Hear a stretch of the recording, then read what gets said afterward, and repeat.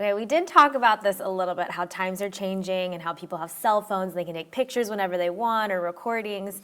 But I want to know what you think, from all of your years of experience, where you see the future of this industry going. Well, that's a very good question. And, you know, I have to stop and think about that for a second, only because it's interesting from what I've seen, because in my world that I've been in for the last 38 years, I've kind of I've seen it come full circle, you know, because when I started, vinyl is all we had. Right. So it was just vinyl, and I was at the tail end of making 8-track masters. So to see it come all the way to now high-resolution files, which is pretty common in the pro audio world of transferring music and transferring you know, data to other people so they can store it, to cutting vinyl again on a large basis. The volume is incredible. So it kind of blows my mind because, you know, I've talked to a lot of different people, and a lot of people in my age group, a lot of people in younger, in your age group. And let's just say, for example, if I went to, you had a band, and I went to see that band play, you would probably more than likely have a stack of download cards, and you would have a stack of vinyl. And if I went to a band, let's say in my age group, you would probably see a stack of CDs and a stack of vinyl. So the demand is still there for CDs, not near as much. They don't hardly make them, and pretty soon I'm sure you won't be able to get them anymore. But you know, I see the change very interesting to me because, you know, here is vinyl being the one small sliver of the pie that is still making money, where the other ones aren't as much, and yet it's just exploding with demand. And so I just kind of, I'm kind of curious too, because there's a part of that question is related to when you're an older guy like myself and you've seen a lot of these different things come around, I'm still skeptical about, will these CDs and will some of these files still play 10, 15, 20 years from now?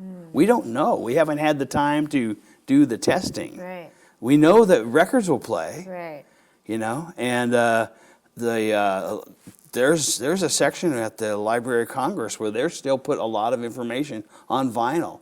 Really? Because they know that it will still play 100 years from now. It's guaranteed. 100 years from now, we don't know if CDs will play. We don't, because we don't know that. We've never had that test done. Right.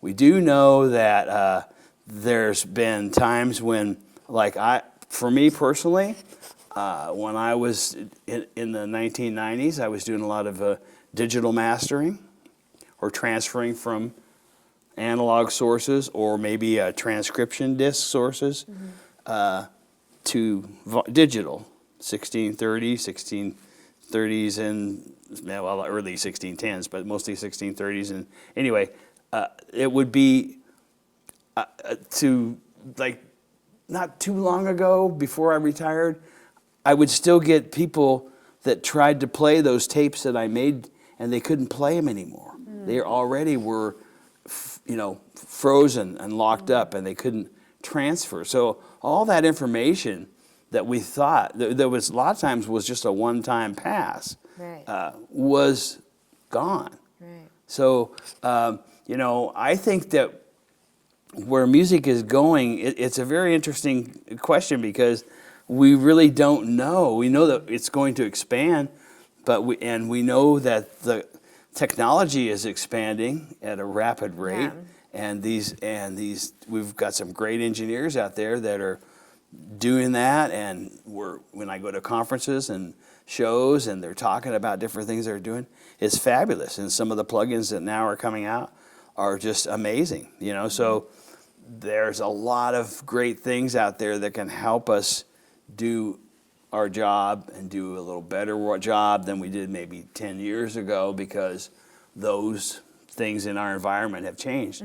But we do not always get to know if what we make is going to still be around. So, one thing about vinyl is that people know that they're still going to be able to play that record. And I keep coming back to that only because it's just kind of ironic, because I think that that's going to be a big part of it. Is there's a lot of people out there that are a little frightened that their material may not be listened to only because of who knows why, some kind of technical error that will just stop it from playing, or stop them from playing, or maybe they can't find that machine anymore. Right. There's a lot of that goes around, and we have a lot of tapes out there that people want to get the material off of, because there's a lot of reissues being done.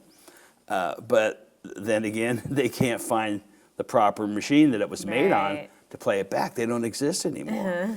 If they do, they're probably in some guy's garage and covered up that nobody knows about, So, it's in that aspect, that's where I'm not sure how and where it's going to be going. I think that we're all going to be on this little adventure together and see how it unfolds.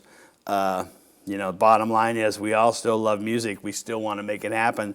We still want it to sound as good as we can. And we want it to sound like when clients come into me, I'm not one of those type of engineers that want to put my thumbprint on the music or set it up. I want to be one of those engineers that makes what I get just better, like a record should be, but improved, so everything, it comes together and has the sound that was intended.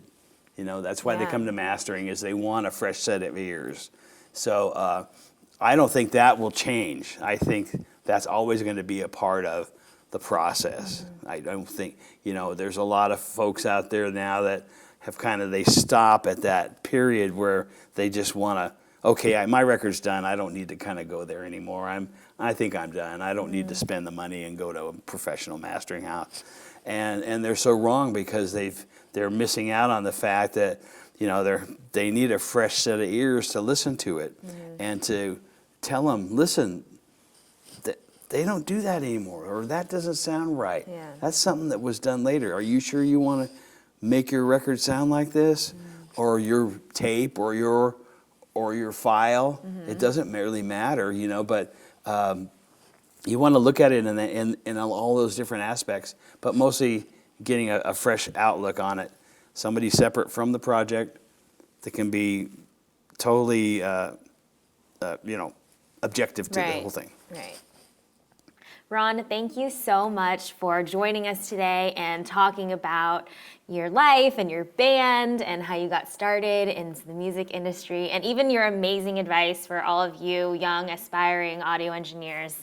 Do you have anything else that you'd like to say? First of all, I'd like to say it's been a real pleasure to be here to talk to you today.